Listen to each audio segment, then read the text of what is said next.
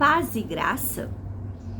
Hoje nós seguimos o nosso estudo na primeira carta de João, do apóstolo João, no capítulo 4, agora a partir do verso 7. E nós temos como título: Deus é amor.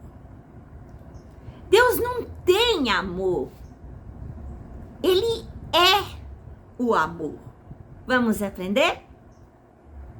Queridos amigos, amemos uns aos outros porque o amor vem de Deus. Quem não ama, não o conhece, pois Deus é amor. Foi assim que Deus mostrou o seu amor por nós. Ele mandou o seu único filho ao mundo para que pudéssemos ter vida por meio dele, por meio do Filho de Deus, por meio de Jesus Cristo, nós pudéssemos ter vida. Aqui, quando diz que Deus é amor, ele também diz assim, olha, ele prova que ele é amor quando ele entrega, ele doa o seu filho único, unigênito, para morrer por nós. É muito fácil falar isso, não é? Qualquer um que é mãe, ou mesmo pai, entende que a gente defende os nossos filhos e que não entregaríamos os nossos filhos por ninguém, por nada. E aqui diz que Deus, o Pai, Ele é amor. Meu Deus, como nós precisamos compreender isso. Como nós precisamos entender o quanto Deus me ama. Entender o quanto Deus te ama. Ele entregou o seu filho por mim, por você. Ele morreria por um que eu o aceitasse. Precisamos procurar entender esse amor que Efésios diz que não dá para medir, nem comprimento, nem altura, nem profundidade dá para medir, é incalculável, é insondável este amor. Mas tem um detalhe neste versículo, porque ele vai dizer para quê? Ele não simplesmente deu o seu filho para não ter resultado, não focando ou visando um resultado maior. Aí ele diz assim: ele mandou o seu filho ao mundo para que pudéssemos ter vida por meio dele. Essa vida é a vida eterna. Essa vida é passar a eternidade com ele. Essa vida em Cristo começa aqui, já.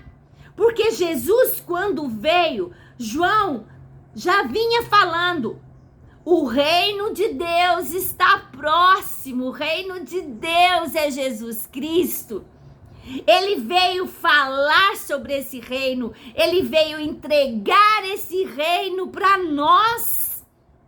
Não é depois. Eu já me torno filho de Deus aqui. Eu já me torno salva em Jesus Cristo aqui. E eu devo buscar as coisas que são lá do alto, porque as coisas que nunca vão perecer, as coisas aqui de baixo vão perecer, vão acabar, vai passar. E para alguns passa tão rápido. Tão rápido. Infelizmente, para alguns passa tão rápido. Para outros, eles estão procrastinando. Vou deixar para amanhã. Vou esperar ficar mais velho e curtir um pouco. vou esperar isso, vou esperar aquilo. E não entregam a vida para Jesus. Enquanto há vida, há esperança. A palavra de Deus tem sido pregada através da minha boca, nesses vídeos, o tempo todo, para trazer edificação, consolo, fortalecimento, para trazer salvação, para que possamos tornar praticantes da palavra e não somente ouvintes da palavra. E o amor é isto. Não fomos nós que amamos a Deus, mas foi Ele que nos amou e mandou o seu Filho para que, por meio dele, os nossos pecados fossem perdoados. Então, o amor de Deus não é uma palavra simplesmente assim, eu te amo. Ah, mas eu te amo mesmo. E o que você faz que prova que você ama? Então aqui, Deus amou e tomou a atitude desse fruto do amor. Ele deu o seu Filho para que tivéssemos vida em Jesus Cristo e vida com abundância. Ele provou, ele prova o seu amor o tempo todo, os braços estão abertos, a porta está aberta, somente para que possamos ser amados e cuidados por Deus. Amigos, se foi assim que Deus nos amou, então nós devemos nos amar uns aos outros. Nunca ninguém viu a Deus. Se nos amamos uns aos outros, Deus vive unido conosco. E o seu amor enche completamente o nosso coração. A razão por que podemos ter a certeza de que vivemos unidos com Deus e de que Ele vive unido conosco é esta: Ele nos deu do seu Espírito. Aqui ele está dizendo que Deus nos amou e provou isso, dando o seu Filho, para que tivéssemos vida e para que fôssemos um com Deus, um com Jesus Cristo, um no Espírito de Deus. Aí ele diz assim: o que eu espero é que vocês sejam um. Eu e o meu irmão, nós sejamos um. Porque no corpo de Cristo estamos ligados com este amor. Então, ele quer dizer, olha, se você diz que ama a Deus, mas odeia o seu irmão, você não ama a Deus, não. Porque Deus o ama. Jesus morreu pelo seu irmão. E Deus quer que nós amemos uns aos outros. Isso também ele espera de nós atitude, sensibilidade, compaixão dos nossos irmãos. Todos somos irmãos, todos somos falhos, temos falhas, temos fraquezas. E Deus espera que nós amemos uns aos outros, assim nós vamos provar que o Espírito de Deus está em nós. E nós vimos e anunciamos aos outros que o Pai enviou o Filho para ser o Salvador do mundo. Todo aquele que afirma que Jesus é Filho de Deus, Deus vive unido com ele. E ele vive unido com Deus. E nós mesmo conhecemos o amor que Deus tem por nós e cremos neste amor. O apóstolo João está dizendo assim: eu como apóstolo, todas as testemunhas, nós vimos este amor de Deus. Quer dizer, eles viram eles são testemunhas vivas de que Jesus Cristo, o Verbo, ele se tornou carne e andou entre eles e comeu entre eles e fez milagres perto deles e ensinou a palavra perto deles. Então João está testificando, nós vimos esse amor, ele é verdadeiro, ele existe. E aí ele continua falando que o amor é totalmente verdadeiro. No amor não existe hipocrisia, não existe mentira.